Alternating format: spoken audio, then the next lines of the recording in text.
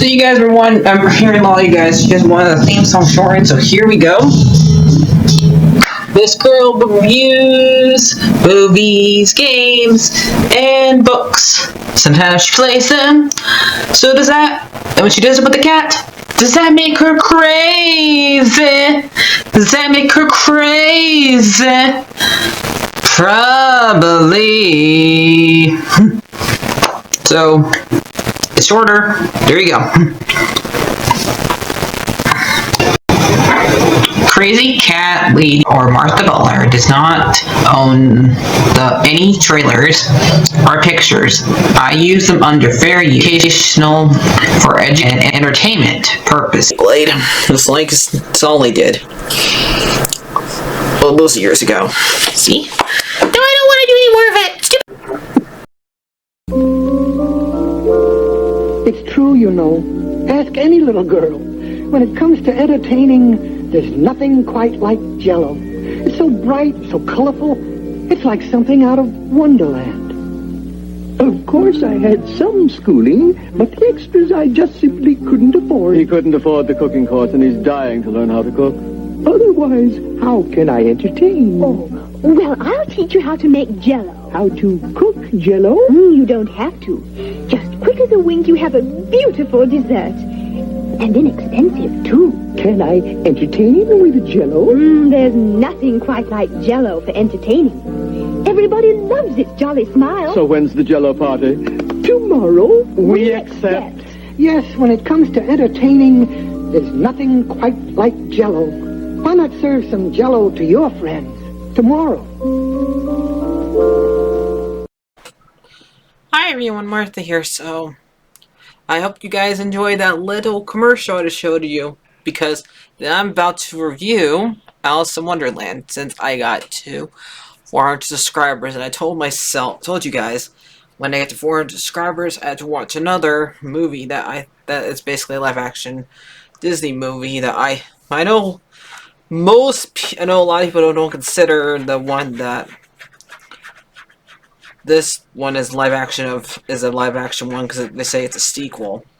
But to me, since they have some scenes that are from the original, like the tea scene, I do count it. But I did want to show you guys this commercial it's technically has two characters that were in the book that were not in the movie, so and it's part of it, so I haven't read the book in a while, the first books. So, and I'm not really exactly fond of C.S. Lewis Carroll because of what I heard, which he did to the real Alice, which I won't tell you what he did. You have to look it up. But we're just mostly going to talk about the movie and who starred in it and everything like that. So, this one came out 1941. It would have come out sooner if Stuart War didn't happen, because if you watch Pinocchio, there's two books that you see at the beginning of the movie that are in that scene that were not made until after the war, and that was Peter Pan and Alice in Wonderland. And ironically, most of the some of the actors two of the actors that are in Peter Pan are in this movie. So yeah, and I already talked about Peter Pan when the remake of that one came out. So if you're wondering where that one is, just go find out where that one is, okay? So what happens in this movie? It's about Alice, who has to deal with a sister who's trying to teach her a lesson, but Alice is not gonna listen. Instead, she falls asleep during the lesson right after she berates her for not paying attention. And she says, "I wish I was in a world nothing but a nonsense." So yeah. And so she gets put into a world of nonsense, but instead of being the one that likes the nonsense, she has to be the straight woman.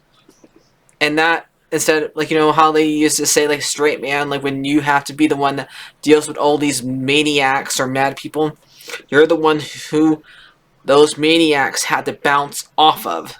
So, and you're the one who has to be the normal one of the group. So, yeah, so that's why I say straight little girl or straight woman. So that's what that mean by that. So she after sings her song at the beginning about her want to be in a nonsense world, she sees the white rabbit going to say, I'm late, we're very important date, so no, to goodbye to say, hello, goodbye, I'm late. So he goes after her, the white rabbit, to find out where the white rabbit's going, and leaving poor Dinah, her cat, who's supposed to be representative of what the Cheshire Cat should act like, but not gonna act like when she meets that cat later on. So she falls for the hole. She's too tall to go through the doorknobs, so she has to drink some water, makes her short. Then she forgets the key, so she has to go and eat food to make sure she gets taller to grab the key, but she gets too tall, so she ends up crying, and then she drinks the drink again and goes through the hole. And then she bumps into the dodo bird, who tells her to dry off by running around in circles, which doesn't work. So, because that is not how it works. And this is when she bumps into two characters who are not supposed to be in this book. Tweedledee and Tweedledum are not in the first book. They're in Alice for the Looking Glass, the next book. So it's fine they're here, because we're still going to tell that being curious is a bad thing, because they tell the story about the walrus and the carpenter, and about a bunch of oysters who follow these two, and they get eaten by the walrus. And the stingy walrus does not want to share with the carpenter, and the carpenter tries to kill him. Now, he's trying to teach Alice not to be curious, but Alice still doesn't get it, because all she says, if you're an oyster. So yeah. And so she ends up following them, continue looking for the rabbit. And this is when she bumps into the Cheshire Cat. And the Cheshire Cat tells her to go to see on the Mad Hatter and the March Hare. And she also goes, so when she goes there, they're singing "Very Merry on Birthday to me, to you, a very merry on birthday." So, I mean that you. So they are, and nobody drinks tea during this part. Really, Alice does not have one cup of tea, even though they keep on saying, "You must have a cup of tea. You must have more cup of tea," and she never drinks any tea. And she tries to explain what she was doing. And the doormat mouse doesn't like hearing the cat because he's a mouse. So, and we also hear the little riddle, why is a raven like a writing desk? So, originally when Lewis Carroll wrote this book, he did not intend for that riddle to have an answer. So a lot of the readers made him give him an answer.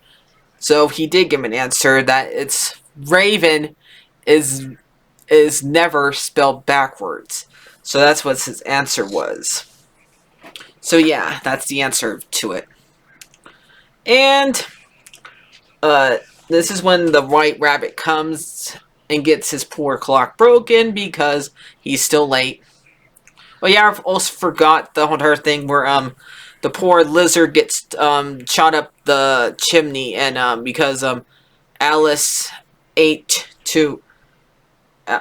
went to go and see the white rabbit at his house, and she actually instantly eats the fruit, and eats his food when she's looking for gloves for him, and she gets too big, and the poor lizard gets shot up trying to get and we see this lizard actually in Great Mouse Detective. They use that same character again in during Radigan's song. So yeah. So Bill comes back. You want to know where Bill went? He went to He went to Great Mouse Detective. He's still in England, but there's a different part of England. So yeah. So after that, that's when we go to see Mad Hatter. I forgot about that part. How dare I forget about that part? Oh yeah, we had the flower scene, and where they like had to sing. All you have to do is sing with the flowers and stuff like that, and they think that Alice is a weed, which she's not, and then she eats the food. After she eats the caterpillar, and then scares a bird, and she thinks it's a serpent. But she also gets this is where she gets 2 mushrooms. And the caterpillar teaches her about the crocodile, the one that she recites to her sister when she wakes up. So I kind of have to remember that part because it's important later. So after the White Rabbit loses clock, she leaves and she goes into the Tolly Woods, and she gets lost in there after seeing a bunch of creatures like a bird that has glasses, a bird that is a mirror, and then she also sees a dog that can like dig with his face. Then ducks that are supposed to be like horns, and frogs, they're like drums and stuff like that, and vultures are shipping umbrellas. And then she like cries about her being lost, and after that, the Mad Hatter takes her to shows her where the Creative Hearts is, and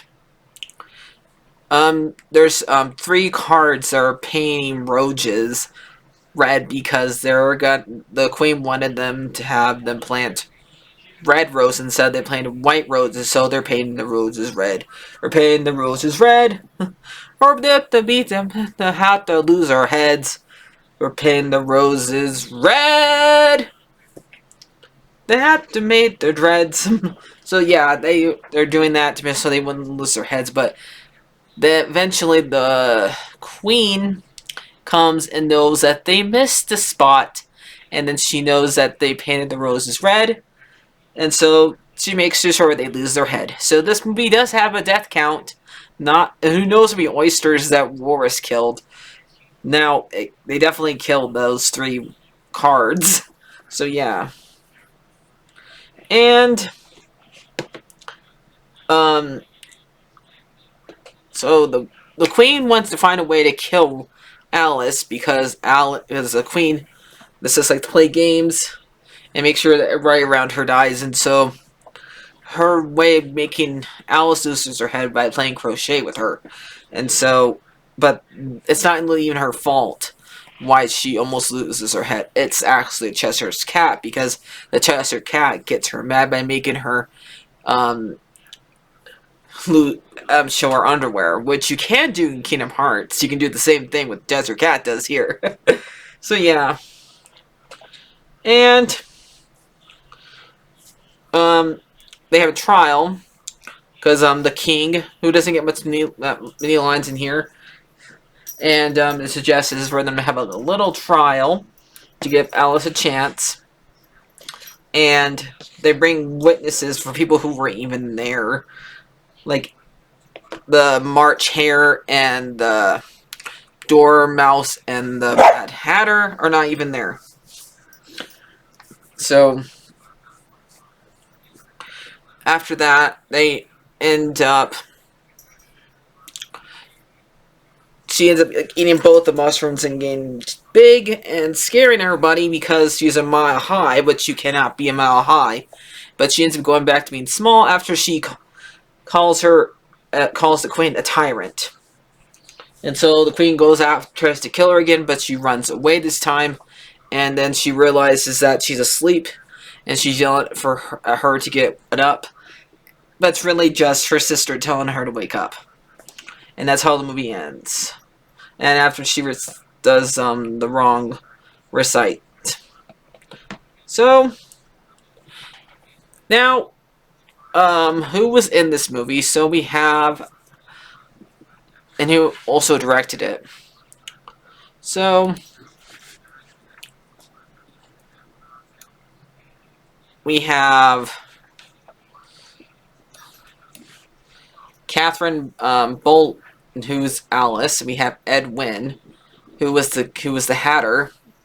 We have Sterling Holloway, who was Cheshire Cat, and we have Bill Thomas, who's the white hair, white hat, right rabbit, and we have the Queen was played by Velma Fillmore. So the ones I named here have been in other movies. So Catherine Bowman is in Peter Pan. Ed Wynn has been in Mary Poppins. Sterling Holloway has been in a lot of movies. Like he has been in. He's going to be in Winnie the Pooh. He plays Winnie the Pooh. He was in Dumbo. He also narrated a lot of movies, a lot of shorts. Like he also narrated the beginning of that commercial I showed you guys earlier. So he was like a regular for Disney.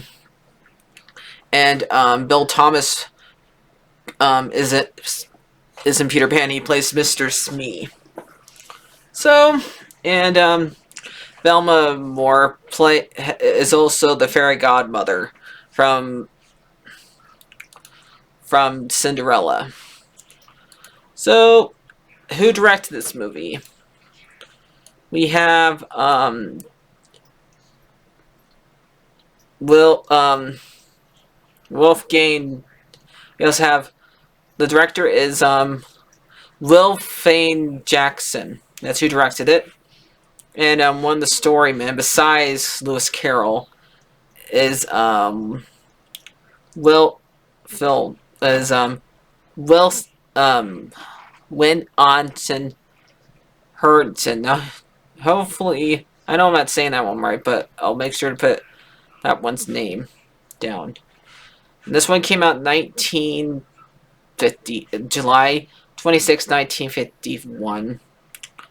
So, I don't think it did make its money back originally, but I think by the 60s, it did definitely make its money back. Let's see what the... So, see, the budget was $2 million, it was $3 million, but the box office was $2.4 million in 1951. But it made back its money in the 70s. So, the very first one to technically get one of these live-action stuff was not even a cassette during Walt's time. So how ironic is that? Only reason why it made back its money because it replayed in theaters during the hippie time. And the hippie time, you know, they want to go off and watch some reason to get high. Now, I don't think when the people who made this were high when they made this. I don't think any of them were. Because really, you don't have to be high to think about any of these ideas. You can just think of these ideas. Because we don't even know what C.S. Lewis was thinking for this. He was just babysitting a bunch of little girls and taking pictures of them, because that's what he was back then. A photographer. So yeah. So I'm probably going to give this movie a it's not my favorite movie that he made back then, that was made by Walt, but I do like it still. Probably going to give it like an 8 out of 10. I forgot to add that Kate, the one who plays Alice in this movie, was in Kingdom Hearts twice. First time she played Alice, and then the second time she plays Alice in this movie, the first game, and Wendy. And Burp by Sleep, she plays Kyrie's grandmother. So I just wanted to add that. So there you guys go. Like, favorite, and subscribe. And bye-bye.